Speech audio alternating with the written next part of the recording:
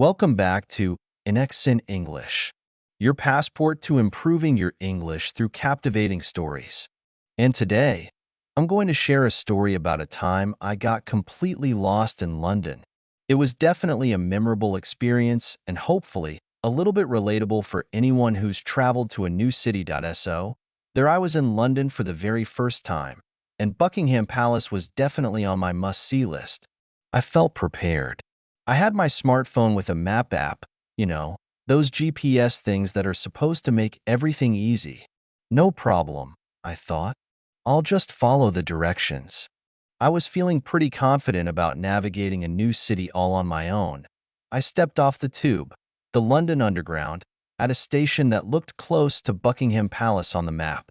I checked my phone again, got my bearings, and started walking in what I thought was the right direction, keeping an eye on the little blue dot and the street signs. For a while, things seemed to be going smoothly. I was following the route, turning where the app told me to turn. But after a few minutes, I started to get that uneasy feeling, that little voice in your head saying, "Are you sure you're still going the right way?" The streets around me just didn't quite match what I was expecting. They felt, well, different from the map in my mind. London streets, I was quickly learning, can be quite confusing and winding. I stopped walking and just looked around, trying to get my bearings. It was dawning on me. I was lost. Completely and utterly lost. Lots of people were rushing by. Buses and those iconic red double-deckers were everywhere. The city noise was all around me. It was exciting, yes, but also a bit overwhelming, especially now that I realized I had no idea where Buckingham Palace actually was anymore. Okay, I thought to myself, time for plan B.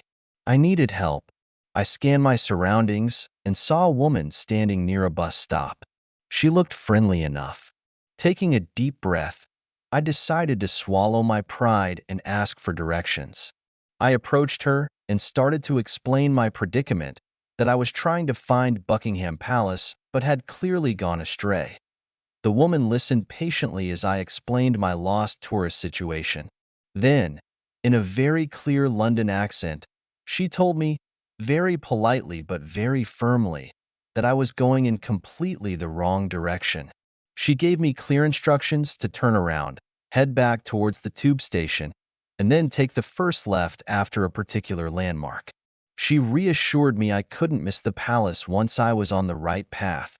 Feeling a mix of embarrassment and relief, I thanked her profusely for her help. I turned myself around and started walking back the way I'd come, this time really focusing on her directions. And you know what? She was absolutely right. As I followed her instructions, the streets started to look more familiar, more like what I expected.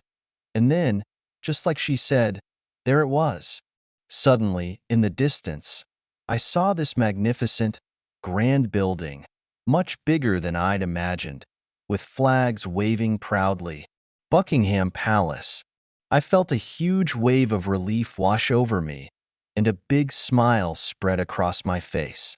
I had made it that day. Getting lost in London, even though it was a little stressful at the time, taught me a valuable lesson. Even with all the maps and technology in the world, sometimes you can still get completely turned around, especially in a new and unfamiliar place. And when that happens, there's absolutely no shame in asking for help.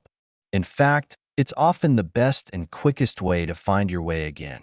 And in London, I learned, people are generally very kind and willing to point you in the right direction, even to slightly directionally challenged tourists like myself.